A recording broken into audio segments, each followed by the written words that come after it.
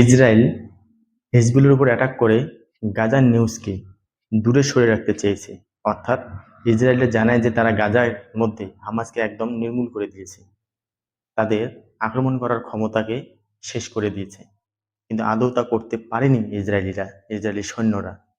যেদিন ইরান ইসরায়েলের উপর অ্যাটাক করে, সেই অ্যাটাকের কিছু মুহূর্ত আগেই দুজন লোক জানা যে তারা ওয়েস্ট ব্যাংক থেকে আসছিল।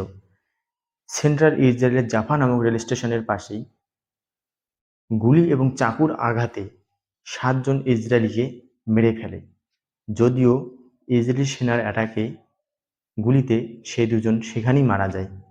এবং এই দুইজনের, অর্থাৎ এই দুইজন যে আক্রমণ করেছে ইসরায়েলের উপর, এর ক্রেডিট নেয় হামাস। হামাস জানায় যে এই দুজন যে ৭ জনকে মেরেছে ইসরায়েলিকে, তারাই পাঠিয়েছে।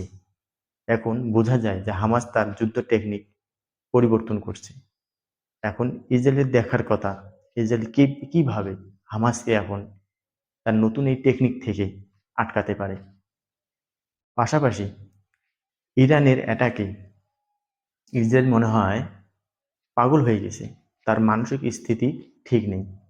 সে এখন ইউএনের সেক্রেটারি জেনারেল অ্যান্টনিও গুটেরেসকে তার দেশে আসার জন্য ব্যান করেছে। অর্থাৎ অ্যান্টনিও গুটেরেস যদি ইসরায়েলের মধ্যে আসে, তাহলে ইসরায়েলি সরকার তাকে গ্রেপ্তার করে নেবে। কেন গ্রেপ্তার করে নেবে? তার কারণ ইসরায়েল জানিয়েছে যে ইরান যেভাবে ইসরায়েলের উপর গতদিন অ্যাটাক করছে, সেই অ্যাটাকের নিন্দা নাকি গুটেরেস করেনি। যেভাবে ইসরায়েল লেবানন গাজার মধ্যে অ্যাটাক করছে, আর গুটেরেস প্রায় প্রত্যেক দিনেই তার নিন্দা করছে, টুইটে বলছে। কিন্তু ইরানের অ্যাটাক সম্পর্কে গুটেরেস টুইটারে তেমনভাবে কিছু বলেনি। এর জন্য ইসরায়েল পাগল হয়ে গেছে। কেন বলেনি? এই কারণেই গুটেরেসকে তার দেশে আসা ব্যান করে দিল। এত দুঃখ কষ্টের মধ্যে কিভাবে খুশি থাকা যায়, এনজয় করা যায়, ছোট ছোট মুহূর্তকে এনজয় করা যায়, তা গাজাবাসীর এই ছোট ছোট শিশু এবং লোকদের দেখলেই বোঝা যায়। ইরানের অ্যাটাকে ইসরায়েলের যে কতটা ক্ষয়ক্ষতি হয়েছে সেটা তো আমরা দেখতে পাচ্ছি। সেই সঙ্গে যখন ইরান ইসরায়েলের উপর অ্যাটাক করে ব্যালিস্টিক মিসাইল দিয়ে, ইসরায়েলের আকাশে আতশবাজির মতো সবকিছু দেখা যাচ্ছে, সেই মুহূর্তে গাজাবাসী এই দুঃখ কষ্টের মধ্যেও তারা আনন্দকে জয় করে নিল। কিভাবে তারা এই ইরানের অ্যাটাককে আনন্দের সঙ্গে উদযাপিত করছে তা দেখার মতো। তারা এতদিন পর, অর্থাৎ ১ বছর পর, যেন এক আনন্দের স্বাদ পেল। দেখার মতো বিষয়। এইভাবেই তারা ছোট ছোট বিষয়কে আনন্দের সাথে গ্রহণ করছে। আর এটা দেখে ইসরায়েলিরা যেন হিংসুটের মতো আরো হিংস্র রূপ ধারণ করার চেষ্টা করছে। তার ফল হচ্ছে কি, এই রিসেন্ট অ্যাটাকে, অর্থাৎ ইরানের এই অ্যাটাকের পরে পরেই সাউথ গাজার ইউনিস খান নামক সেই ক্যাম্পে ইসরায়েলি সৈন্য এয়ার স্ট্রাইক, আমি বারবার বলছি এয়ার স্ট্রাইক, তাদের জমিনে হামলা করার মতো ক্ষমতা ইসরায়েলি সেনার নেই। তারা সেই আকাশপথে প্লেনের মাধ্যমে বম ফেলে ৫১ জন সাধারণ গাজাবাসীকে মেরে ফেলল। তাহলে এটা কি সেই আনন্দের ফলই তারা গাজাবাসী পেল? ইরানের অ্যাটাকে গাজাবাসীর আনন্দের ফল হিসেবে ইসরায়েল সেই ৫১ জন গাজাবাসীকে মেরে ফেলেছে, এটাই দেখেছি। আর পশ্চিমী দেশের মতোই অস্ট্রেলিয়াও যেন তার রূপ দেখাচ্ছে।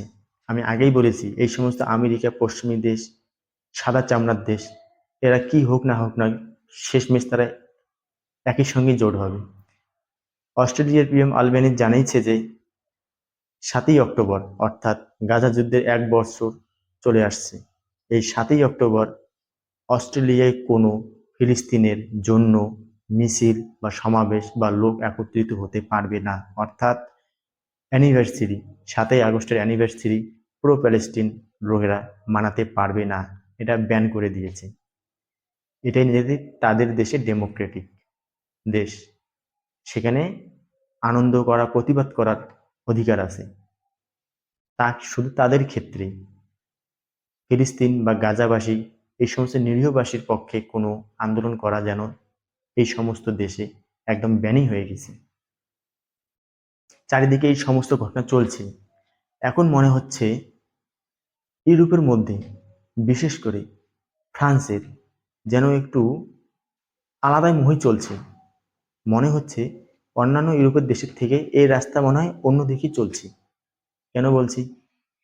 ইউরোপের দেশগুলো অধিকাংশই, যেগুলো প্রভাবশালী বিশেষ করে আমরা জানি, তারা তো এক সাইড ইসরায়েলের পক্ষই নিচ্ছে, কিন্তু ফ্রান্স একেবারে বিশেষ করে লেবাননের বিষয়ে এক সাইড হচ্ছে না।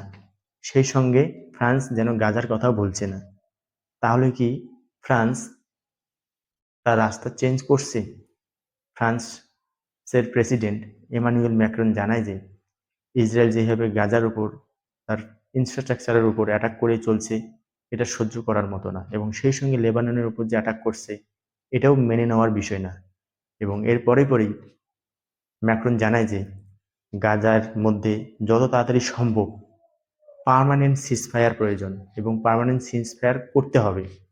এবং এর পরে লেবাননের উদ্দেশ্যেও ফ্রান্সের প্রেসিডেন্ট জানায় যে যে ইসরায়েল লেবাননের যুদ্ধের মধ্যে ফ্রান্স লেবানন আর্মির পাশেই থাকবে।